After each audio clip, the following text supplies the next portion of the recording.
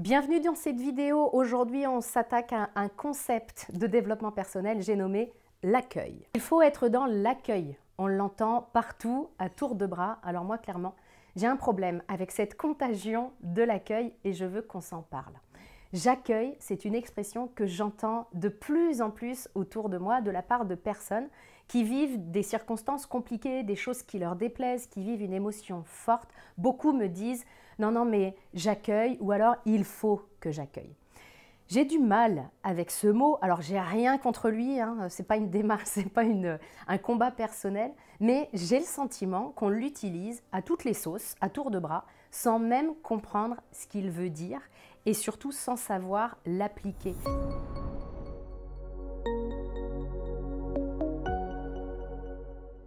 L'accueil, j'ai l'impression que c'est comme un mot qu'on met en avant pour montrer un peu tout le chemin de développement personnel que nous avons fait. Mais quand je dis que j'accueille, et si vous prononcez ce mot, est-ce que je suis vraiment dans l'accueil? Est-ce que je me raconte que j'accueille ou est-ce que je suis vraiment en train d'accueillir?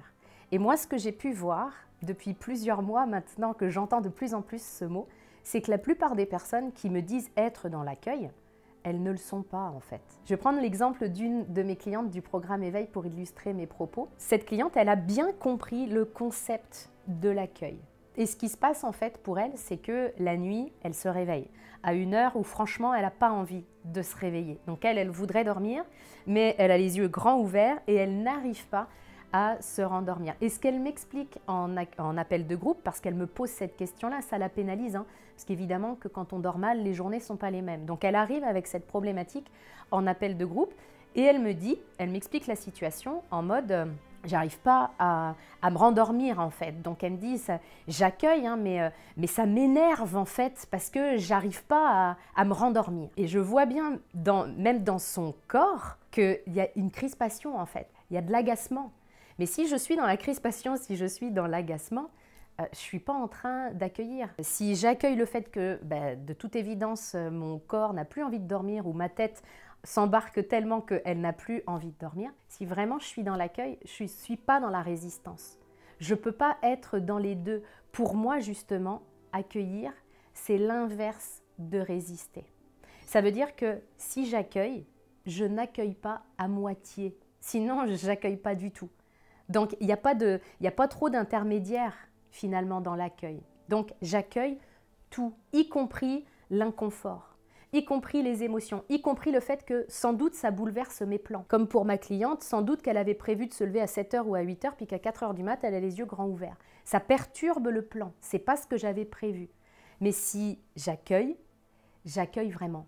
Je vis l'expérience. À partir du moment où j'accueille mais je veux le changer, en mode j'accueille le fait que j'ai fini de dormir mais je voudrais quand même me rendormir, je ne suis pas dans l'accueil. Et c'est pas grave, hein, ça ne fait pas de moi une mauvaise personne. Mais simplement, on est tellement doué pour se raconter des histoires, simplement, j'accepte le fait que je suis en train de résister. Je ne suis pas en train d'accueillir, je ne suis peut-être pas prêt à accueillir. Donc c'est vraiment important ça. Puis de comprendre aussi que accueillir, ça ne veut pas dire subir. Ça ne veut pas dire qu'on n'aura rien à faire, ça ne veut pas dire baisser les bras. Mais si je suis en train d'accueillir, alors je le fais vraiment. Puis je m'accompagne, je vais vivre l'inconfort. Je vais peut-être même vivre de la douleur. Accueillir, ça peut vouloir dire ça aussi.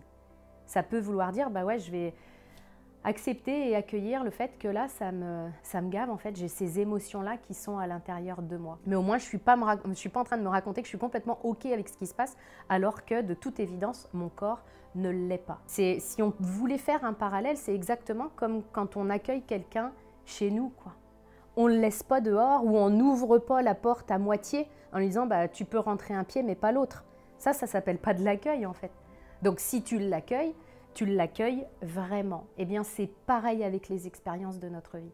C'est pareil avec l'inconfort. C'est vraiment le fait de l'accueillir, de ne pas le nier, de ne pas chercher à résister, de ne même pas chercher à faire en sorte que l'inconfort s'en aille. Si je cherche à faire en sorte qu'il s'en aille, je ne suis pas en train de l'accueillir.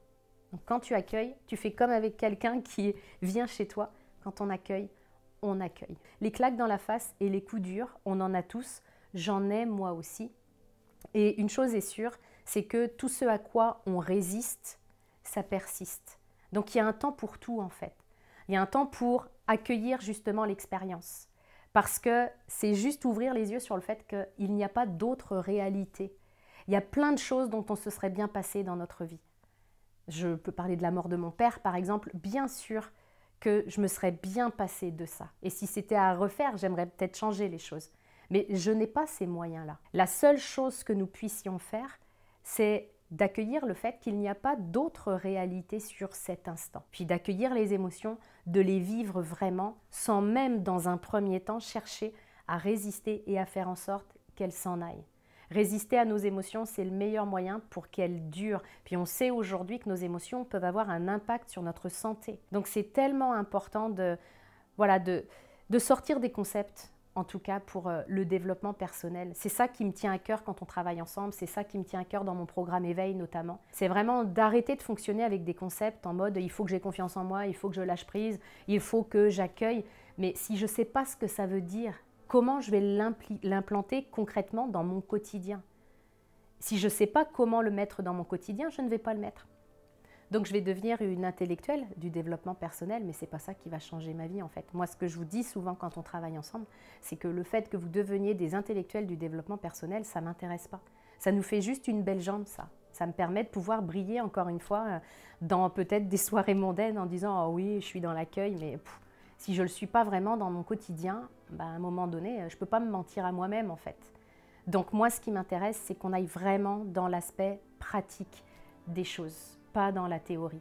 Donc pour l'accueil, pour le lâcher-prise, pour la confiance, vraiment, je vous invite à sortir de la théorie, à rentrer vraiment dans la pratique, puis en commençant par vous dire, quand je dis que j'accueille, est-ce que j'accueille vraiment ou est-ce que je suis en train de laisser sur le pas de la porte l'expérience que la vie est en train de me proposer? J'espère que cette vidéo vous aura amené des pistes de réflexion sur l'accueil notamment. N'hésitez pas à me répondre en commentaire, à partager cette vidéo. Puis si vous voulez qu'on avance ensemble dans le concret de votre quotidien pour vraiment transformer votre vie et pas juste faire du développement personnel intellectuel, vous savez où me trouver. Envoyez-moi un message en privé sur un de mes réseaux sociaux et ça me fera plaisir de vous aider. À très bientôt. Ooh, ooh, ooh, ooh, ooh, ooh, ooh.